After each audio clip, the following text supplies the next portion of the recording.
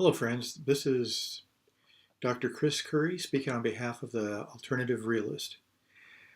Recently, there has been a lot of controversy in social media around the issue of toxic masculinity.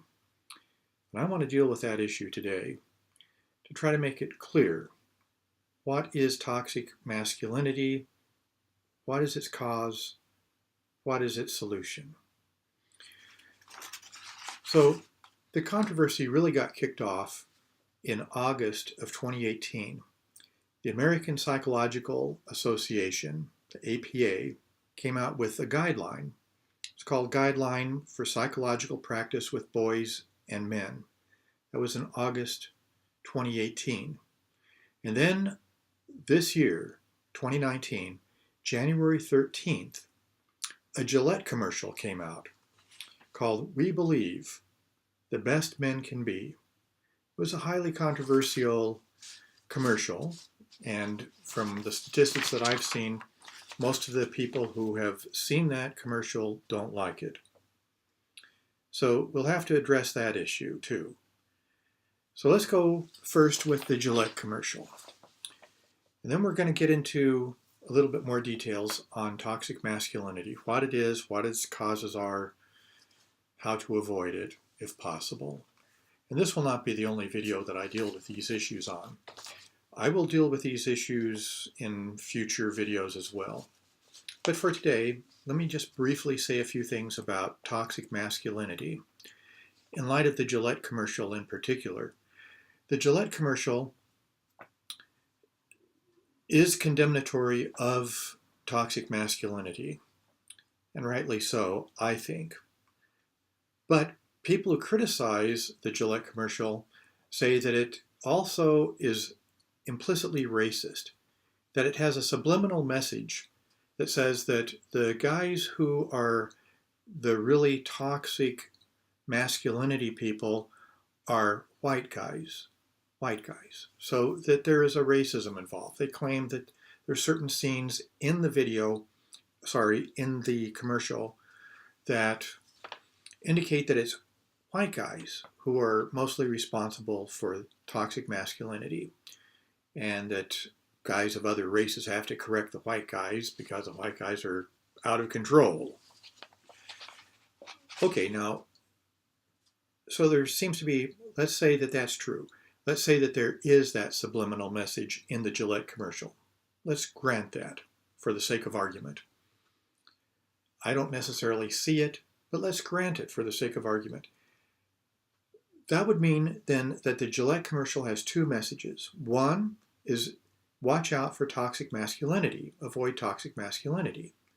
And the second message, subliminal and implicit, would be that white guys are the most responsible for toxic masculinity behavior. Okay, so we can deal with that quickly. If it is the case that Gillette is making a subliminal message saying that white guys are the most responsible for toxic masculinity, then the Gillette commercial is wrong and should be condemned for that. We could give it a mixed review. We could say that the Gillette commercial is good insofar as it blasts toxic masculinity, but then we have to say that the Gillette commercial is bad and unscientific if it says that white guys have a monopoly on toxic masculinity, which they don't. All it would take in order to refute the thesis that says that white guys have a monopoly on toxic masculinity is just look at the data. Look at the data. Look at crime reports. Look around you. If you go to public high school, public college, just look around and see if it really seems to you as if white guys have a monopoly on toxic masculinity. Look at the crime rates, especially rape and aggravated assault rates. So rape rates, rape statistics, aggravated assault statistics, home invasion statistics, armed robbery statistics, murder statistics, and you're going to find out that no, white guys do not have a monopoly on toxic masculinity. The data are in. We don't have to beat a dead horse. It seems very clear. Look at the newspaper. Look at the people around you. It's going to be very clear. People from all over the world, from Africa, from Asia, travel, migrate, from South America, migrate to predominantly white countries. Why is that? You don't see any mass migration of white people to Asia or to Africa or to South America. It's just the opposite, because people realize that usually that crime rates are lower in white areas, that toxic masculinity is lower in white countries. Otherwise, what would be the appeal? To go and live amongst a bunch of criminal white folks. That would be contradictory. It'd be an act of masochism rather than an act of trying to improve oneself. So just look at immigration rates. So the data are in. From a scientific point of view, I try to be as good a scientist as I can possibly be on these kinds of issues. The data are in on that. So Gillette commercial gets a thumbs up for blasting toxic masculinity, gets a big thumbs down insofar as it is trying to communicate, if it is. I'm not absolutely convinced that it is, but if it is trying to say that white folks, white males, have a monopoly on toxic masculinity, then they're just wrong. They're just wrong. The data show contrary to that. Okay, and you don't have to be a racist to say that. You can be racially conscious. You don't have to be a racist. Okay, then the next point is, what is it that makes a male toxic in his masculinity? Well, the two things. One, we go by how do males treat females? And two, how do males treat other males? If males treat other males in a bullying kind of way, hassling them, if some guy walks up behind some other unsuspecting guy on the street and smacks him, that kind of smacking is indicative of toxic masculinity. A lot of gangbangers suffer from toxic masculinity, bullying, harassing. That's male on male harassment. Okay, that's bullying.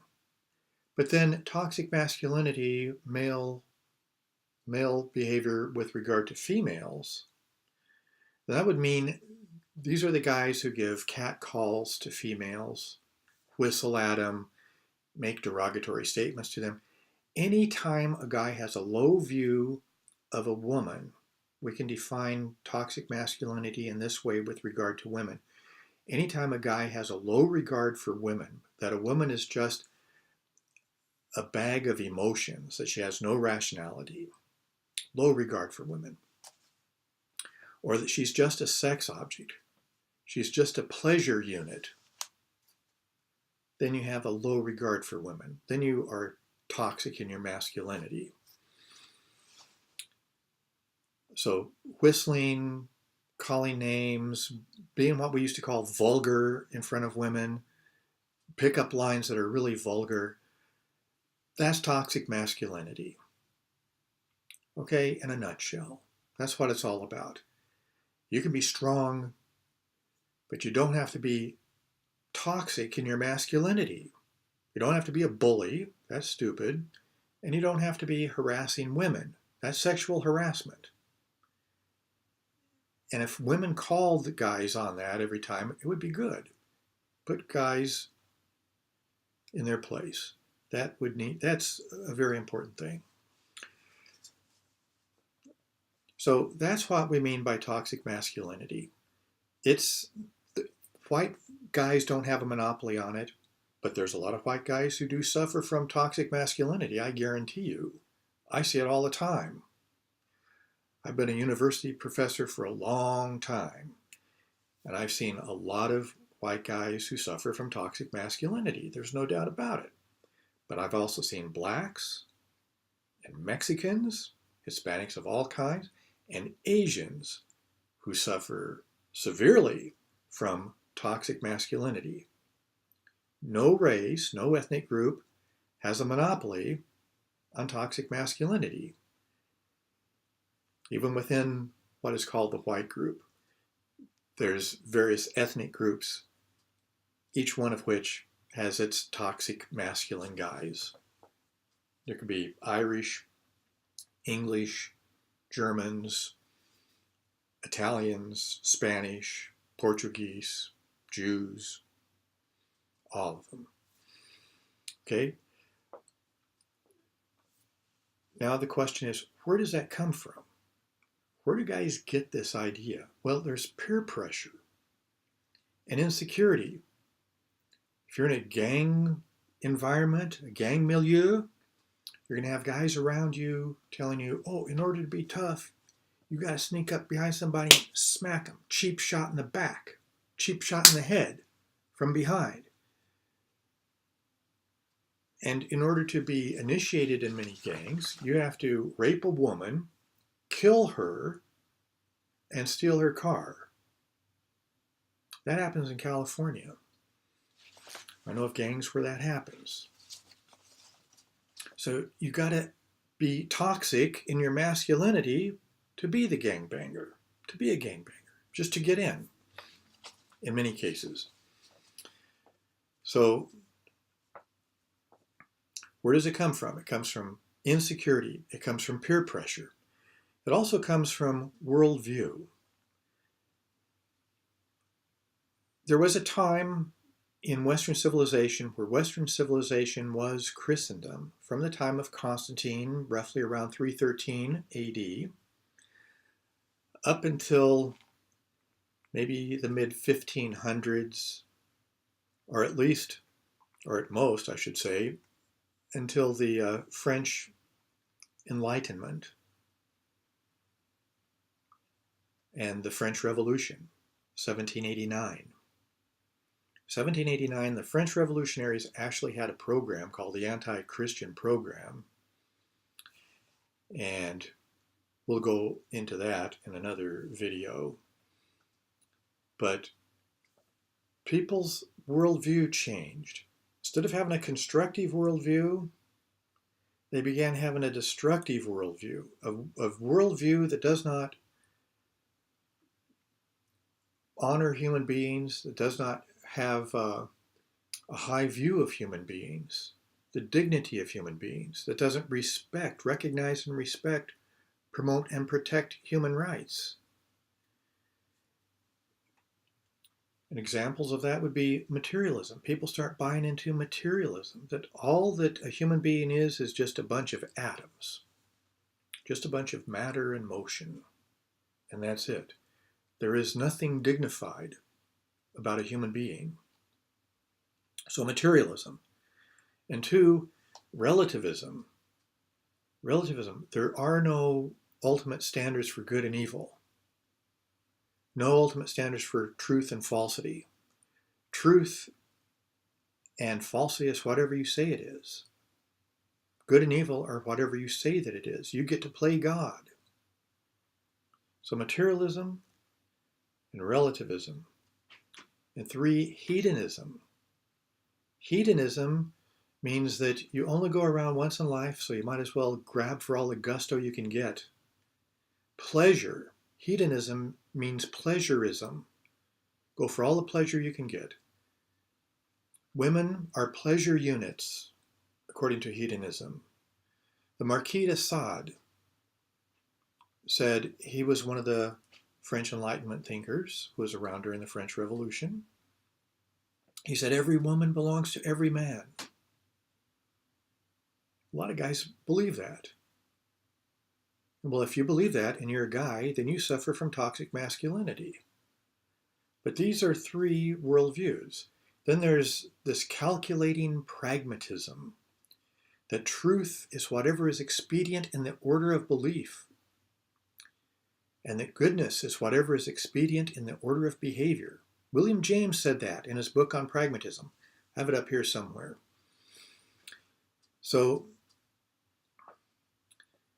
those four philosophies, materialism, relativism, hedonism, and egocentric pragmatism, egocentric pragmatism, are the basis for guys acting in a way that shows forth their toxic masculinity. That's what's behind it. That's what causes it. You deal with those issues, you're going to remove toxic masculinity from the face of the earth. You got to deal with the worldview behind these guys. They need a worldview transplant. Instead of a heart transplant, they need their worldview transplanted. They need a new foundation for their thinking. And unless and until that's done, there will continue to be neurotic and psychopathic guys who suffer from toxic masculinity willfully. I'm not getting any of them off the hook. I would consider myself to be a cultural conservative, not an economic conservative, and definitively not a libertarian conservative when it comes to economics, because the two are contrary the one to the other. The two are mutually exclusive. You can't be a cultural conservative and a libertarian economic conservative at the same time. It doesn't work. And I will go into that in another video. I'll prove the case in another video. But for right now, there are healthy cultural conservatives, and then there are phony, what I would consider to be phony conservatives. And the phony conservatives blame toxic masculinity on the feminist movement. And it seems to me that that is completely wrong-headed, that the real cause is that guys have willfully, on their own, adopted worldviews like materialism, relativism, hedonism, and egoistic pragmatism. That's the cause. Nobody forced these guys to choose those worldviews. They wanted to be part of a gang. They wanted to act tough. They thought that they were on top of the world. They were being narcissistic. They were being egocentric. In many cases, those guys who suffer from toxic masculinity are out and out neurotic, and some of them are even psychopaths. That's a fact. I have analyzed some of these guys and have come to that conclusion after many moons. So the phony conservatives say we have to blame toxic masculinity on feminism. Now, in order for us to think clearly about that, we have to make a distinction when it comes to feminism. There can be healthy feminists on the one hand, healthy feminism, and on the other hand, toxic feminism. So healthy feminism, toxic feminism, and all kinds of positions in between. There's not just one position. What has healthy feminism given us? What has healthy feminism contributed to civilization? Healthy feminism has contributed to civilization by giving women the right to work, the right to vote, the right to hold public office, the right to be teachers, the right to own property in their own name, the right to self-defense, so women can defend themselves now. These are all very good rights. Any guy who would have a problem with a woman holding office or a woman voting suffers from toxic masculinity. Who do we have to thank for women having those rights? The men's movement? No. The plutocratic elite? The plutocratic oligarchs? The authoritarian elite that runs many societies? No. We have the feminist movement to thank for that. Many guys were convinced that women should have rights, that true democracy means an expansion of rights to as many people as possible. And the guys who understood the true principles of a democratic republic fought alongside these healthy feminists to bring about women's rights.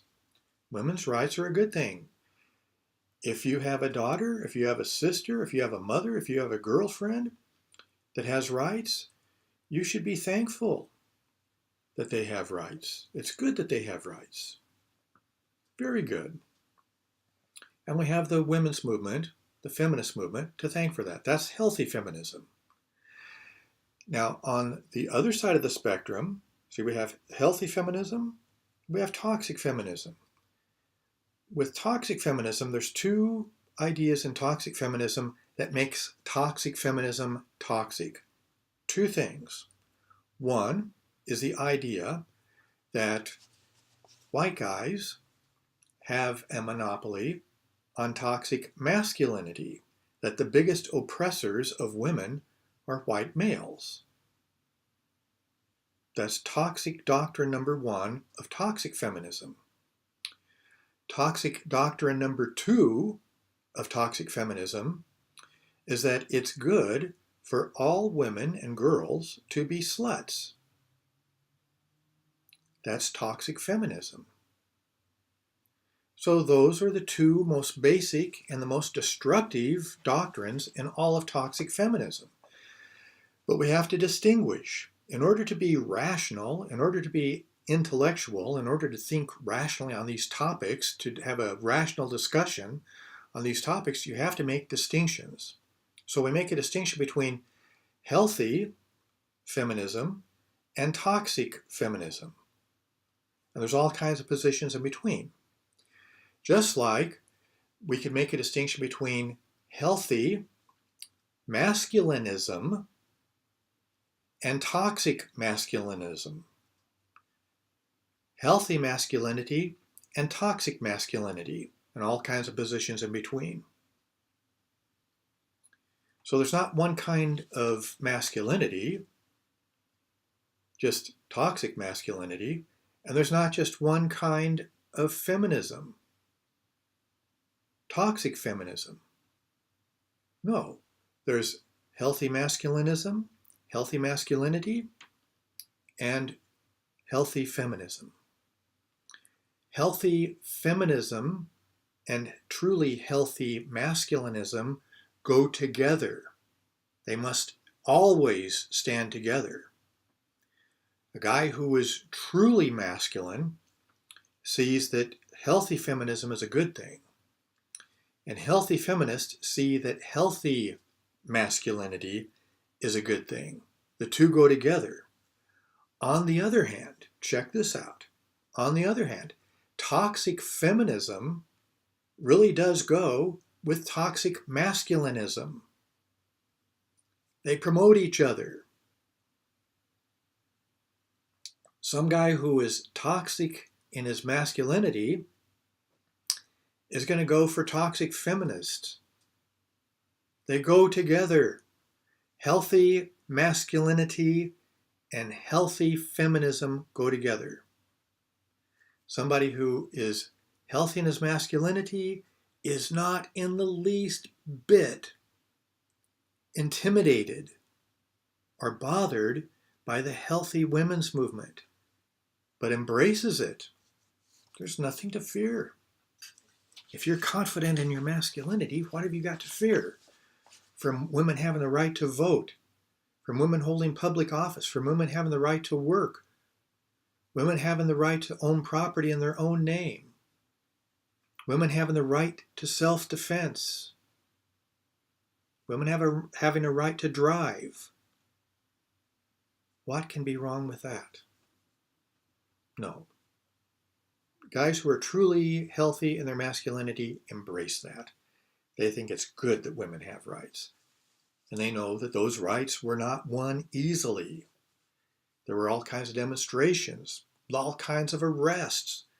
It took many years, over 50 years. In fact, if you want to go back into the time of the French Revolution, women tried to have a Rights of Women bill passed right after the French Revolution of 1789. And those guys would not, the guys who ran the French Revolution, the masculine the guys who suffered from toxic masculinity, who ran the French Revolution, would not give the women their Bill of Rights. So that's 1789, 1791. And then fast forward, that struggle for women's rights has been going on and into the 20th century. Equal pay for equal work. That's Article 23 of the Universal Declaration of Human Rights that was passed in December of 1948. Has that been actualized for women? Has it really? There's all kinds of ways to monkey with the statistics, but has it really? Anyway. So guys who blame feminism on the problem with males these days, they say that males have been defanged, males have been emasculated. They blame the women's movement. Well, that's not exactly accurate, is it?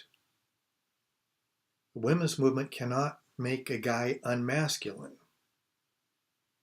It takes more than that to make a guy unmasculine. In fact, you can't do it. Some guy's genuinely masculine, no woman's movement is going to make him unmasculine. It can't happen. It cannot happen.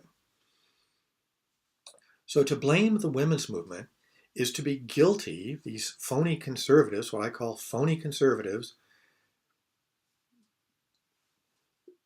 they're guilty of committing logical fallacies, the logical fallacy of hasty generalization, treating all feminism as if it were toxic feminism, which it isn't. There's healthy feminism too, and we showed it. But if you treat all feminism as if it's toxic, you've committed the fallacy of hasty generalization and the fallacy of reductionism. The problem with toxic masculinity is a worldview issue. And it comes from guys who put pressure on other guys, peer pressure and insecurity. From a psychological point of view, from a worldview point of view, it comes from a viewpoint that is ultimately going to be materialistic and hedonistic and relativistic and egocentrically and egoistically pragmatic. They're trying to impress someone. These are guys who are in search of their own masculinity. It's a neurotic problem. You can't blame the women's movement. So the fallacy of reductionism says that you can have many different causes, but you try to boil it down to just one cause. And when you try to boil all the different causes down to one cause, that's the fallacy of reductionism. You reduce all the causes to one when there's no way that that one cause can be the true, genuine cause for the symptom that you're looking at, trying to diagnose. In this case, toxic masculinity. We've given several different causes for toxic masculinity. And it sure as heck not the feminist movement. So phony conservatives are being illogical, and whenever they try to blame the feminist movement exclusively on toxic masculinity, it makes no logical sense. We have data to the contrary. We have counter evidence to disprove their position. We have counterexamples. And then third, the fallacy that they commit is projecting the blame. Why do you have to blame feminists? Why don't you just blame the guys who are guilty of toxic masculinity? Just blame those guys for their own toxic masculinity. What's so wrong with that? If you believe in individual responsibility, you have to hold the guys responsible.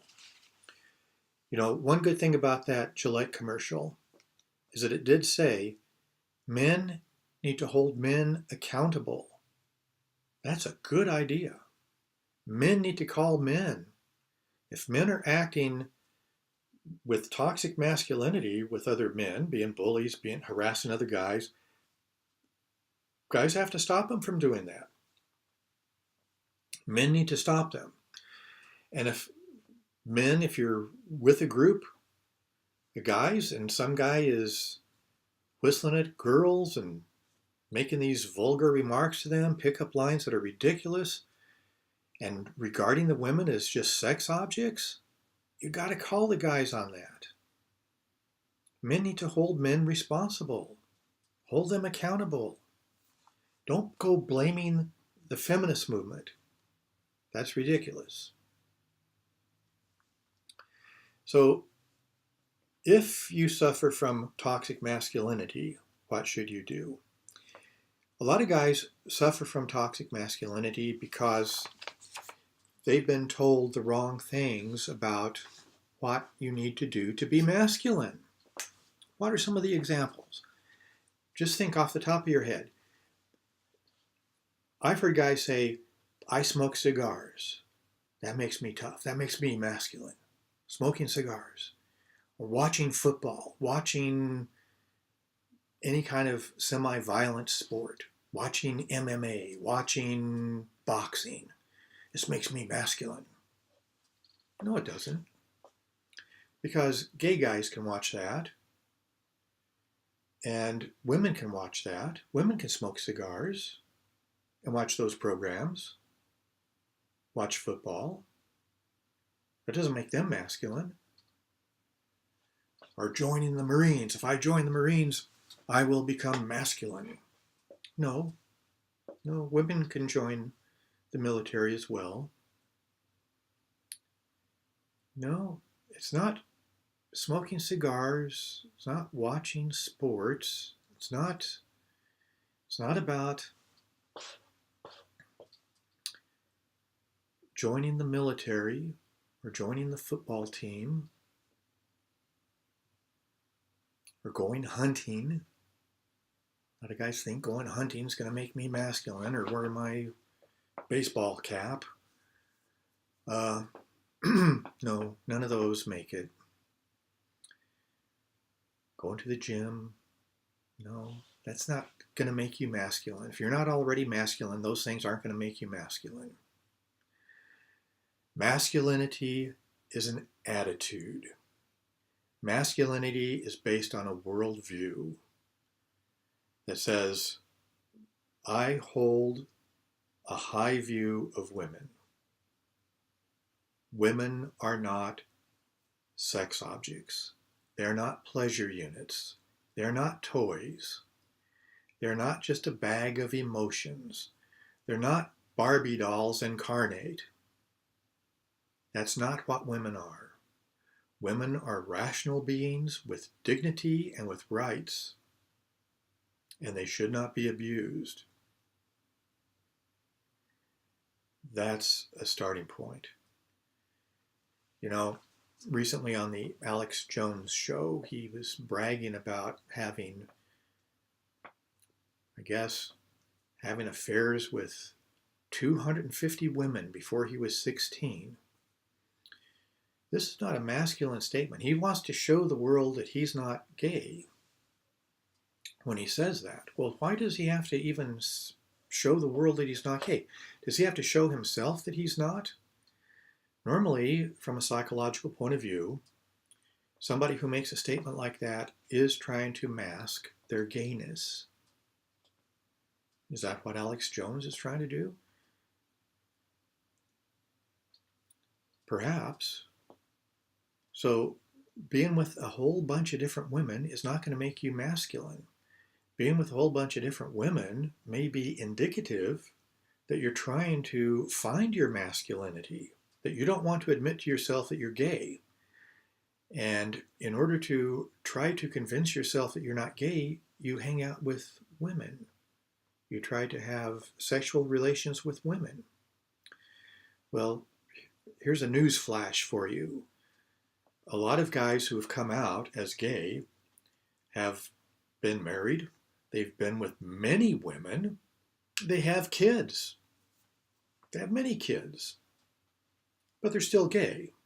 And they finally admitted it to themselves and came out. So we know just from that counterexample, and there are hundreds and thousands of counterexamples like this, that just having sexual relations with women being married and having kids is not a necessary condition nor a sufficient condition for being masculine. It's neither necessary nor sufficient, condition-wise, logically, for being masculine. It takes more than that. You have to have a genuinely high view of women, respect for women. I will not treat a woman as a sex object. I will not try to become masculine by having as many sexual partners with women as possible. That's not going to do it. Okay, so if you're trying to hide from the fact that you're gay, in some cases, you will suffer from toxic masculinity because you will go in a neurotic search for masculinity and you won't find it. You're going to keep on trying to get something more. This will prove that to me that I'm not gay, that I'm masculine. Smoke cigars, wear baseball hats, go to the gym, watch violent sports.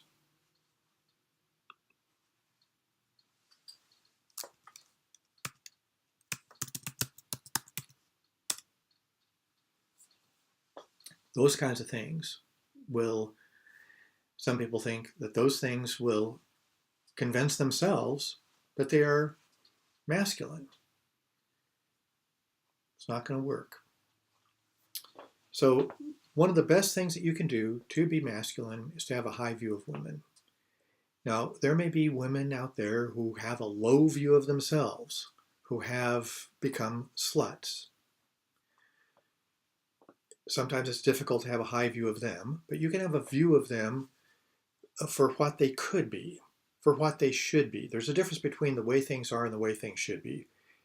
Maybe they are sluts. That doesn't mean that they should be.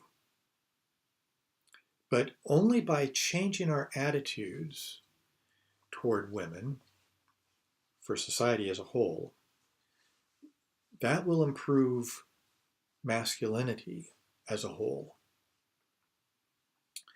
But that's the key to being genuinely masculine. Guys who are not genuinely masculine, who are in the neurotic search for masculinity, NSM as I call it in my practice, these guys are not ever going to find their masculinity until they have a high view of women.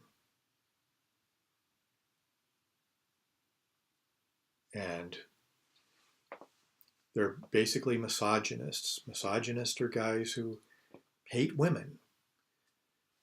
So you wonder about guys like Alex Jones, who brags about being with so many women.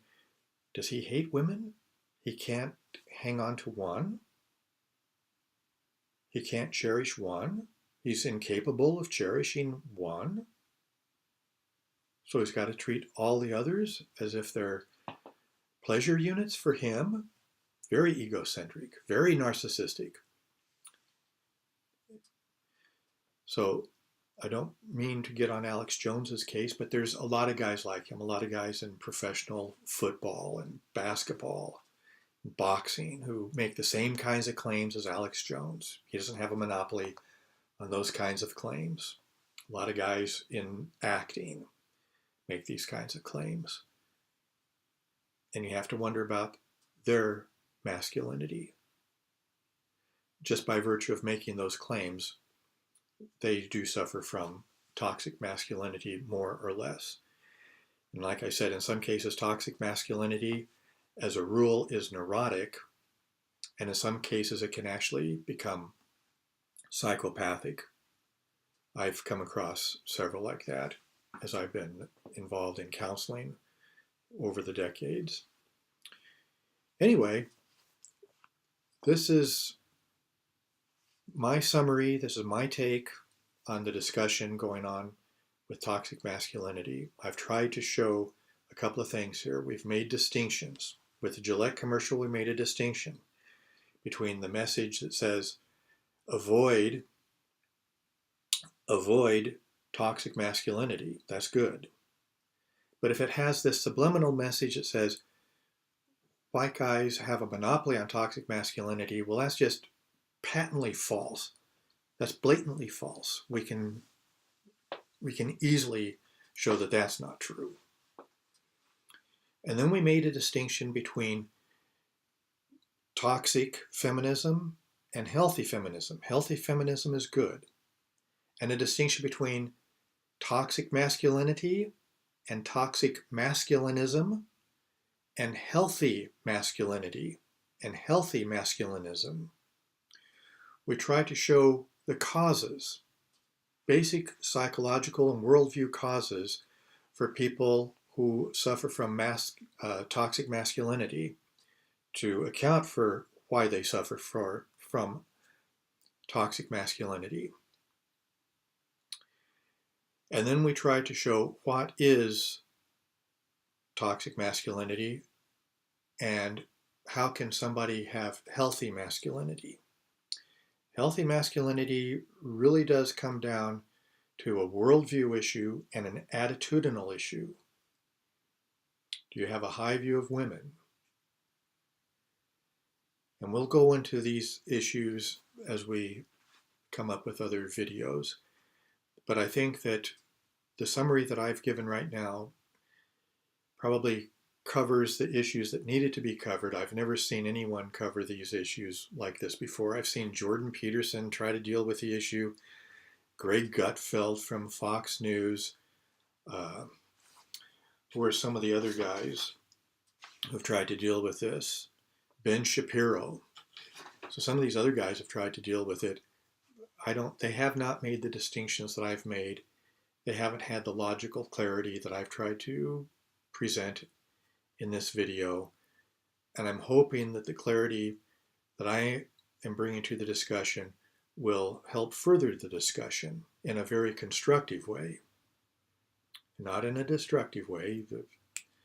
But unless you make these distinctions, unless you're aware of the fallacies that I've mentioned, and so on, it's going to be very difficult to have a constructive discussion on this issue.